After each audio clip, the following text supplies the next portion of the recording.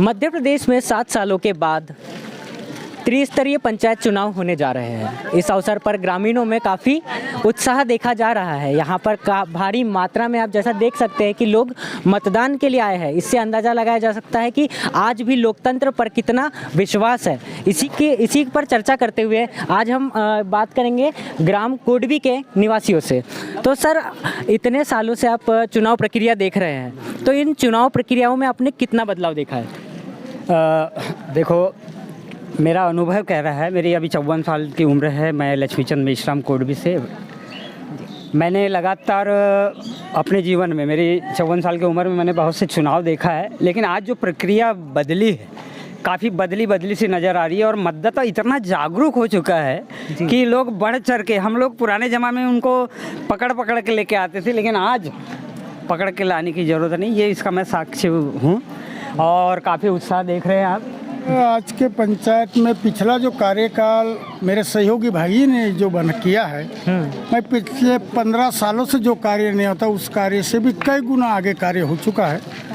और मैं आशा करता हूँ यदि पब्लिक मुझसे चुन के देती है जी, तो मैं इससे भी बढ़ चढ़ के कार्य करने के लिए और सहभाग करूँगा। और मेरे साथ में तो सर, जैसा इन्होंने बताया कि आपकी पत्नी चुनाव में खड़ी है। जी हाँ। तो सर, आप क्यों करेंगे, आपकी पत्नी क्यों नहीं? नहीं, पत्नी करेगी। बात ये तो आपने कहा कि मैं करूँगा। नहीं, पत्नी के साथ में सहयोग देख करके उस कार्य को हम करेंगे और अच्छे से अच्छा गांव में सुधार हो, गांव का विकास हो, आनंद ग्राम पंचायत बने, निर्मल। सर, आज़ादी के 75 वर्ष बीत चुके हैं जी, इसमें अभी भी प्रधानपति वाली भूमिका नजर आने लग रही है। हाँ, तो अभी भी जैसे कोई महिला अगर सरपंच बनती है तो उनके पति या फिर उनके घर में जो कोई पुरुष है जी, तो ये स्थिति देखने मिलती है।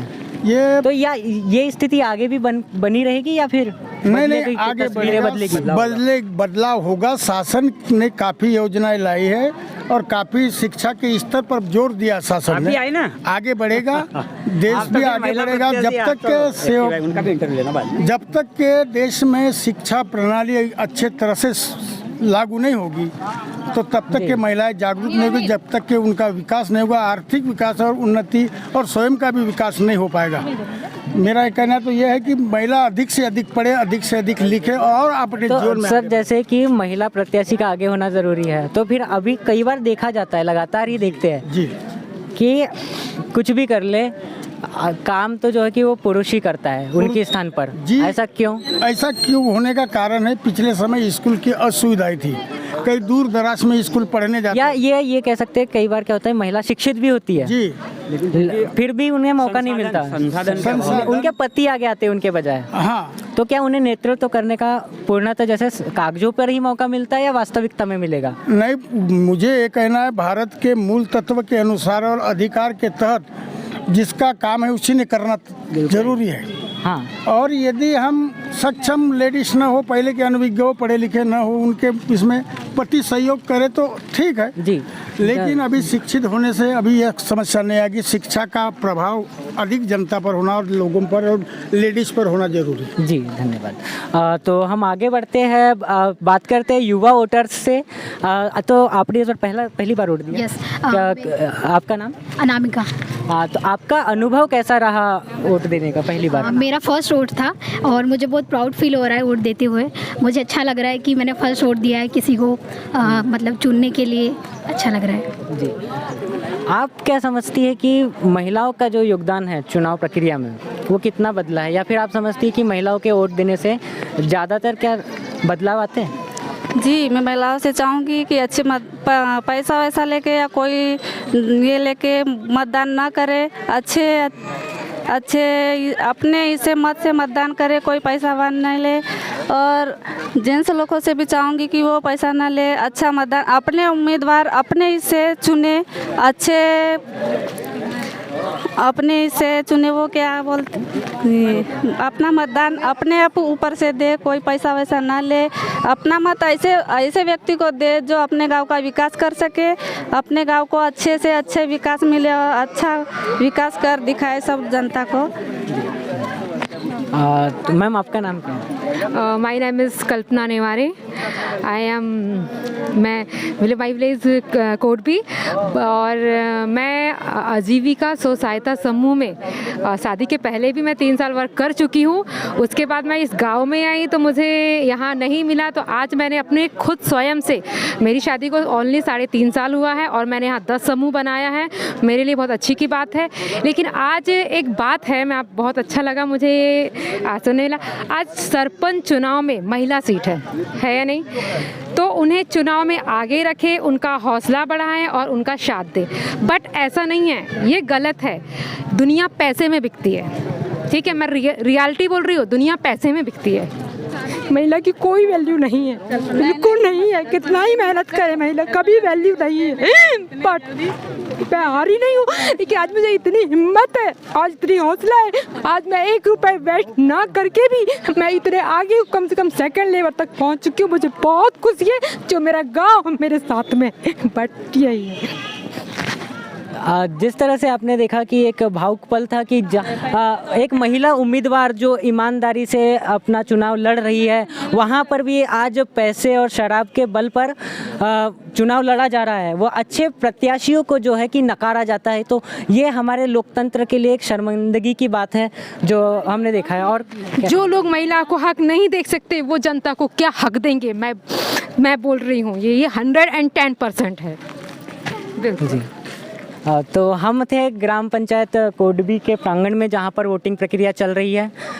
यहाँ पर देखा जाता है एक निराशा का माहौल है कि किस तरह से लोग शराब और पैसों के बल पर चुनाव लड़ रहे हैं और जीत भी रहे हैं। ये काफ़ी दुर्भाग्यपूर्ण है कि आज़ादी के 75 वर्ष बाद भी हम अपने वोट की कीमत नहीं समझ पा रहे हैं और सच्चे और अच्छे उम्मीदवारों को हमेशा हम दरकिनार कर एक भ्रष्ट लोगों को हम आगे कर रहे हैं।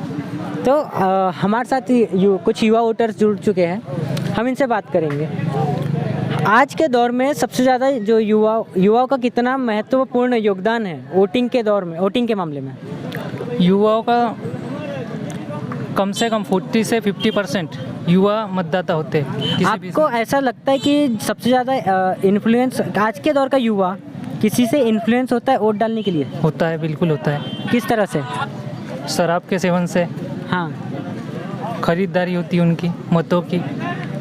तो ये आप मानते हैं, सच मानते हैं? बिल्कुल, ये हर जगह होता है। आप किस वोट बैंक को सबसे ज़्यादा प्रभावित मानते हैं? सबसे ज़्यादा बुजुर्ग वाला, जो बुजुर्ग जेंट्स है वो ज़्यादा प्रभावित होते हैं, जो शराब का सेवन करते हैं वही, बाकी तो फिर नहीं होता। जी, जयंत जी, मैं आपसे जानना चाह रहा था कि पिछले कई वर्षों से देख रहे हैं कि जो 7 साल का कार्यकाल रहा पहला, तो आपने उसमें अपने क्षेत्र का विकास देखा है? विकास तो नहीं हुआ, जो कुछ भी करे वो अभी कुछ सामने तो नहीं आया, और कुछ आया भी हो तो दिख तो नहीं रहा। बस महकेपाल में सबसे अच्छी चीज़ ये हुई हमारी पंचायत के अंदर में कि हमारे ग्राम के कुछ वार्डों में नल जल योजना की सुविधा अच्छी हुई, जो काफ़ी सराहनीय है। लोगों को काफ़ी अच्छी सुविधा मिली उससे जी। उसके अलावा मुझे लगता तो नहीं कि यहाँ पर कुछ हुआ। हाँ, आप बतौर युवा वोटर जी कितना बदलाव देखेंगे आने वाले समय में? क्या आपको लगता है कि युवा आने वाले समय को बदलेंगे अच्छा अपने मत का प्रयोग करके? युवा, आजकल का युवा जागरूक हो चुका है, वो बातों को समझता है, वो काम को आगे ले जाना भी जानते हैं। और आज कल का युवा एक मजबूत शक्ति से सब लोगों के सामने आता है और काम को लाने की भी हिम्मत रखता है, लोगों से लड़ने के लिए भी कोशिश करता है, वो बेचारा लड़ता भी है। आजकल का युवा जो है सब सीधे बढ़ चढ़ कर हिस्सा लेते हैं सार्वजनिक काम में। कई सारे जो उम्मीदवार होते हैं वो प्रलोभन देते हैं नागरिकों को, तो आप किस वर्ग को सबसे ज़्यादा प्रभावित मानते हैं इन सब चीज़ों से? महिला वर्ग, पुरुष वर्ग या युवा वर्ग? देखो, वैसे तो ये सब कह पाना मुश्किल है क्योंकि प्रभावित तो सभी होते हैं जी, लेकिन फिर भी सबसे ज़्यादा बोला जाए तो पुरुष होते जो नशे का सेवन करते हैं, नशे के चक्कर में अपने मत को बेच देते हैं। तो ये काफ़ी निंदनीय है, ऐसा मानते हैं आप? जी, ये तो बिल्कुल है। हाँ, तो क्या सभी उम्मीदवार इस तरह के प्रलोभन देते हैं? वो बिल्कुल स्वाभाविक। तो इसे रोकने के लिए क्या करना चाहिए? इसे रोकने के लिए मुझे नहीं लगता कि कोई सुझाव और कोई उपाय हो लोगों के पास में, या फिर जागरूकता एक उपाय नहीं है? जागरूकता एक उपाय है, लेकिन मुझे नहीं लगता कि एक चीज़ ये मानते हैं आपकी जो शिक्षित लोग हैं वो भी इस चंगुल में फंस जाते हैं प्रलोभन वाले? बिल्कुल, जो फंस जाते हैं। बिल्कुल बिल्कुल। तो ये तो एकदम खैर अब इसमें क्या ही कह सकते हैं, ये तो एकदम दुख की बात है। हाँ वो तो है। जी बहुत बहुत धन्यवाद हमारे साथ जुड़ने के लिए। तो यह थे मैके पार के युवा वोटर्स जिन्होंने अपनी महत्वपूर्ण राय दी। सभी ने अपने अपने सुझाव दिए हैं। त्रिस्तरीय पंचायत चुनाव चल रहे हैं और उसमें ग्राम पंचायत बड़पानी में डीएसपी साहब जो है कि औचक निरीक्षण के लिए यहाँ आ चुके हैं। वे वहाँ यहाँ पर हो रही सुविधाओं का एवं असुविधाओं का जायजा ले रहे हैं। तो बस होता आज के दौर में जो युवा लोग भी अपने वोट का महत्व नहीं समझते, वह विभिन्न प्रकार के बहाने बना करके अपने जिम्मेदारियों से जी चुराते हैं। वो एक थोड़ी देर लाइन में खड़ा रहकर वोट डालने से भी शर्माते हैं और वोट डालने नहीं आते। ऐसे में 103 साल के वृद्ध श्री रोशन लाल जी उच्चबगले यहाँ अपने वोट की कीमत जानते हुए आज 130 किलोमीटर दूर से नागपुर से वोट डालने आए हैं। ऐसे वृद्ध के लिए तो तालियां बजनी ही चाहिए। आज के दौर में युवाओं की भागीदारी राजनीति में लगातार बढ़ रही है। एक ऐसा ही उदाहरण देखने मिला है बालाघाट जिले के छोटे से गांव बड़पानी एवं देवरी में, जो कि एक महिला जिला पंचायत सदस्य के पद के लिए अपनी भागीदारी या दावेदारी प्रस्तुत कर रही है। तो मैम आपका नाम क्या है? मैं प्रियंका रामकृष्ण परते क्षेत्र क्रमांक 15 की उम्मीदवार हूँ। मैम आपको किस चीज़ ने ऐसा इंस्पायर किया या किस चीज़ से आप इंस्पायर हुई जो कि आपने राजनीति में प्रवेश करने का निर्णय लिया? ऐसे क्योंकि मैं इस पिछड़े हुए क्षेत्र से बहुत ज़्यादा परेशान हूँ और मैंने देखा है कि यहाँ की ग्रामीण स्तर बहुत बेकार है। इसलिए मैं विकास के तौर पर महिला रिजर्वेशन के साथ साथ राजनीति में आई और मैं चाहती हूँ कि मेरा पठार क्षेत्र विकसित हो। आप जैसा देख सकते हैं कि मेरे पीछे एक अधूरा बड़ा सभा मंच है जो कि 2 वर्षों से बन रहा है। इसका कारण कुछ और नहीं, गलत प्रत्याशी का चुनाव करना है। एक भ्रष्ट, गलत और अशिक्षित प्रत्याशी को चुनने का नतीजा ये होता है कि आपके गांव का विकास अवरुद्ध हो जाता है। लेकिन इस गांव की या फिर कहीं की भी जनता हो, जनता अपने वोट की कीमत नहीं समझती है।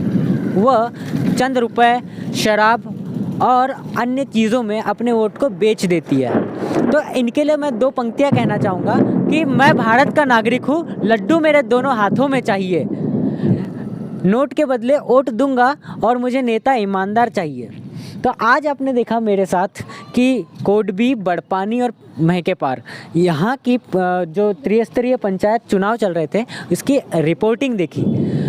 आपको अगर मेरी रिपोर्टिंग पसंद आती है तो मेरे चैनल को सब्सक्राइब कीजिए, इस वीडियो को लाइक कीजिए और औरों तक ज़रूर शेयर कीजिए। Thank you.